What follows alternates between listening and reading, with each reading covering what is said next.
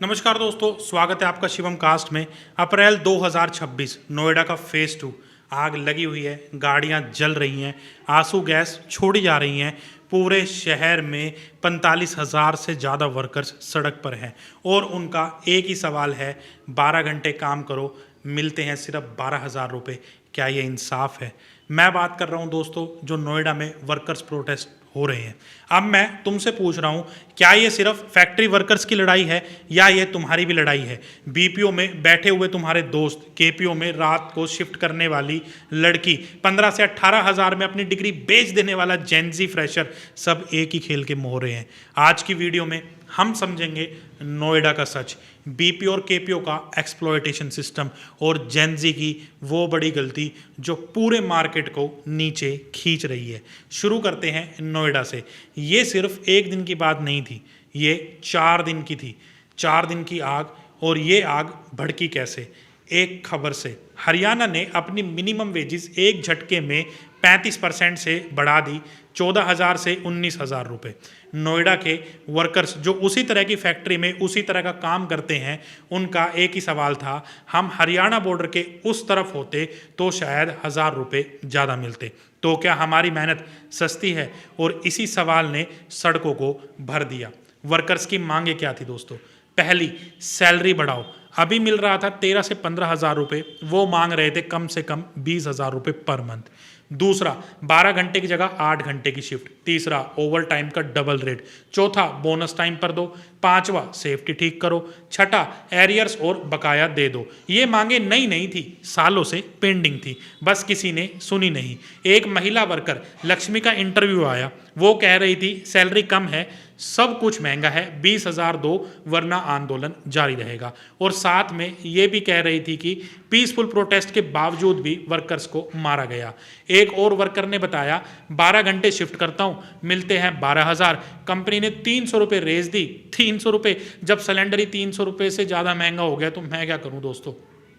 आखिर में गवर्नमेंट ने कमेटी बनाई, इंटर्म में सैलरी 21% बढ़ाई, अनस्किल्ड वर्कर के लिए 11,300 से 13,600, जो अभी भी वर्कर्स की 20,000 की मांग से बहुत दूर है। लेसन नंबर 1, जब तक आवाज़ नहीं उठेगी कुछ नहीं मिलता, और जो मिलता है वो भी आधा अधूरा होता है। अब आते हैं तुम्हारे पास, तुम जो एसी में बैठे हो, हेडफोन्स लगा लियो, प्रोफेशनल हो। फैक्ट्री वर्कर्स ने बत्ती लगाई सड़कों पर, बीपीओ वर्कर्स ने लिंक्डइन पर लिखा ग्रेटफुल फॉर दिस अपॉर्चुनिटी। दोनों की कहानी एक है, सिर्फ यूनिफॉर्म अलग है। क्या बात है! अब एक नंबर सुनो, इंडिया में एक कॉल सेंटर एजेंट की एवरेज सैलरी है लगभग 17,000 पर महीना। फिलीपींस में यही काम करने पर मिलते हैं 50,000, मैक्सिको में 32,000। मतलब इंडिया का बीपीओ वर्कर 40 से 50% सस्ता है दुनिया के बाकी ऑप्शन से। ये कॉम्पिटिटिव एडवांटेज नहीं है, ये तुम्हारी सैलरी का एक्सप्लॉयटेशन है, और दुनिया इसको अफोर्डेबल इंडिया कहती है। कस्टमर केयर एग्जीक्यूटिव लेवल पर तो सैलरी और भी नीचे गिरती है, लगभग 15,000 पर महीना। दिल्ली एनसीआर में 17,000 में रेंट, ऑटो, खाना सब करो, बताओ कैसे होगा? और केपीओ वालों के लिए एक और नंबर सुनो, इंडिया में डेटा एनालिस्ट की एवरेज सैलरी लगभग 55,000 रुपये पर महीना है। यही काम मलेशिया में अगर करोगे तो 65,000 रुपये मिलेंगे, चेज रिपब्लिक में करोगे तो करीब 1 लाख रुपये, और अमेरिका में 3 लाख से ऊपर। तुम सेम काम करते हो, सेम क्लाइंट के लिए करते हो, सेम डेडलाइन पर करते हो, सिर्फ देश बदल दो तो सैलरी 6 गुना हो जाती है। तो सिस्टम काम करता कैसे है? बहुत सिंपल है। एक यूएस या यूके कंपनी इंडिया को अफोर्डेबल टैलेंट हब कहती है, तुम्हारा बॉस कहता है ग्रेट लर्निंग अपॉर्चुनिटी, और तुम सोचते हो चलेगा भाई, जॉब तो मिल गई। तब तक सिस्टम ने अपना काम कर लिया। फैक्ट्री में मशीनरी होती है, बीपीओ में तुम मशीनरी हो, बस एसी लगाया गया है और तुम्हें एसोसिएट बुलाया जाता है। अब आते हैं उस हिस्से पर जिससे लोग मेरे से बहुत ज़्यादा नाराज होंगे, लेकिन बोलना जरूरी है भाई। जेन जी की एक बड़ी गलती है कम सैलरी पर हायर हो जाना और चुप रहना। सुनो ये नंबर, जेन जी का एवरेज जॉब टेन्योर है सिर्फ 1 साल 1 महीने, मतलब 1 साल में जॉब छोड़ते हो। मिलेनियल्स 2 साल रुके, जेन एक्स 3 साल, और तुम 1 साल में भाग लेते हो। ये जॉब होपिंग लगता है, लेकिन गलत डायरेक्शन में। तुम एक अंडरपेड जॉब से दूसरी अंडरपेड जॉब में कूद रहे हो, और दोनों जगह चुप रहते हो, कोई सवाल नहीं, कोई नेगोशिएशन नहीं, बस एक नया excited to share LinkedIn post. और 41% जेनजी अपनी सैलरी से खुश नहीं है। फिर भी इंडिया में सैलरी ग्रोथ ग्लोबली सबसे फास्ट है 11%।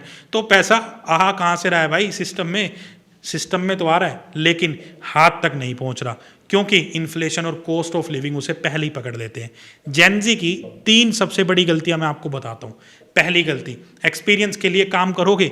ये फ्रेज कंपनी ने बनाया है तुमसे सस्ते में काम करवाने के लिए। एक्सपीरियंस मिलता है, सैलरी नहीं बढ़ती। और एक्सपीरियंस लेके कब तक घर का किराया भुगतोगे? इंटर्नशिप के बाद जॉब के बाद ग्रोथ रोल के बाद एक और कंपनी में फ्रेश स्टार्ट, और सैलरी वहीं की वहीं। दूसरी गलती, मिलके नेगोशिएट नहीं करना। नोएडा के फैक्ट्री वर्कर्स ने साथ मिलके बोला और चेंज आया। आधा अधूरा ही सही, आया तो सही। तुम अकेले लिंक्डइन देखते हो, अपनी सैलरी कंपेयर करते हो, लेकिन ऑफिस में कलीग से पूछना गुनाह लगता है। यार तेरी सैलरी क्या है? ये सवाल पूछोगे या कभी पूछा है? मार्केट रेट तब ठीक होगा जब सबको पता होगा कि उनकी सैलरी क्या चल रही है। 2025 में एम्बिशन बॉक्स पर सैलरी रिव्यू 60% बढ़े। मोस्टली 22 से 35 साल के लोगों ने डाला। तुम ऑनलाइन डेटा शेयर करते हो, लेकिन सामने किसी से बात नहीं करते। ये कॉन्ट्रडिक्शन ही तुम्हारी सबसे बड़ी दुश्मन है। तीसरी गलती, कम सैलरी पर हायर होना और पूरे मार्केट रेट को नीचे खींचना। जब तुम 15,000 में वो काम करते हो जो 30,000 का है, तो कंपनी क्यों सैलरी बढ़ाएगी भाई? क्यों कंपनी सैलरी बढ़ाना चाहेगी? अगले फ्रेशर को भी तो कंपनी 15,000 रुपये ही देगी। तुम अपने आने वाले जूनियर्स के लिए खुद सैलिंग नीचे कर रहे हो। ये एक दूसरे की लड़ाई नहीं है, ये एक दूसरे की सैलरी की सेलिंग गिराना है। और एक चीज और, 58% जेनजी ने क्वाइट क्विटिंग किया। मतलब काम तो करते हैं, लेकिन एफर्ट मिनिमम। ये फील कराता है जीतना, लेकिन है हारना। तुम कंपनी को तो नुकसान पहुंचा ही रहे हो, अपने करियर ग्रोथ को भी रोक लेते हो, और सैलरी चेंज होती ही नहीं। तीनों तरफ से हार।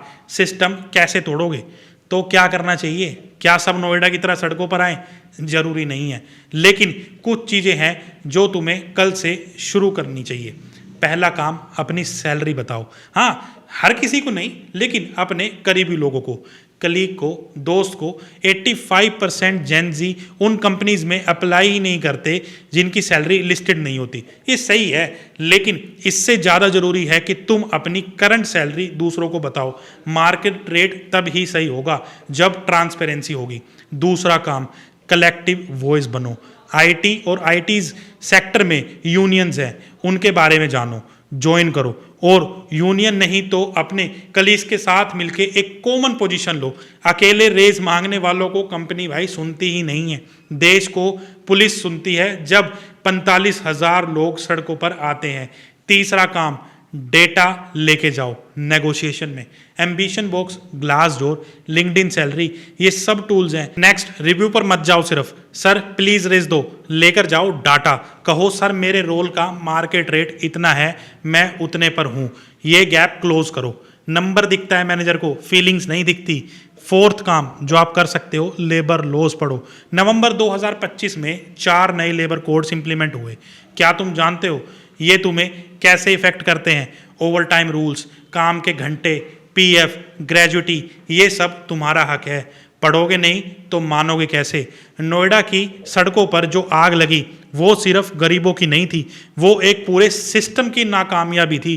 फैक्ट्री वर्कर्स 12,000 में जी नहीं सकता, बीपीओ एजेंट 17,000 में, दिल्ली में घर नहीं चल सकता, केपीओ एनालिस्ट 25,000 में उन काम के लिए नहीं बैठा रहना चाहिए जो कि दूसरे देशों में 3-3 लाख रुपए में होता हो। तुम्हारा टाइम, तुम्हारा दिमाग, तुम्हारी वैल्यूज सब तुम्हारा है, तब तक सस्ता है जब तक तुम चुप हो। नोएडा वाले चुप नहीं रहे, उन्होंने आवाज उठाई और कुछ मिला, आधा अधूरा लेकिन मिला। अब तुम्हारी बारी है, अपनी सैलरी के बारे में बात करो, नेगोशिएट करो, चुप मत रहो। अगर ये वीडियो ने तुम्हें कुछ सोचने पे मजबूर किया है ना दोस्तों, तो ज़रूर लाइक शेयर एंड सब्सक्राइब करें। इस चैनल को सब्सक्राइब जरूर करके जाएं अगर आप नए हैं तो, और कमेंट में ज़रूर लिख के जाएं अगर आप बीपीओ और केपीओ में वर्क करते हैं तो आपकी सैलरी कितनी है और आपकी कंपनी में फ्रेशर्स को कितने दिए जाते हैं। तो चलते हैं, इस कन्वर्सेशन को यहीं पे क्लोज करते हैं। आपसे फिर मुलाकात होगी। धन्यवाद।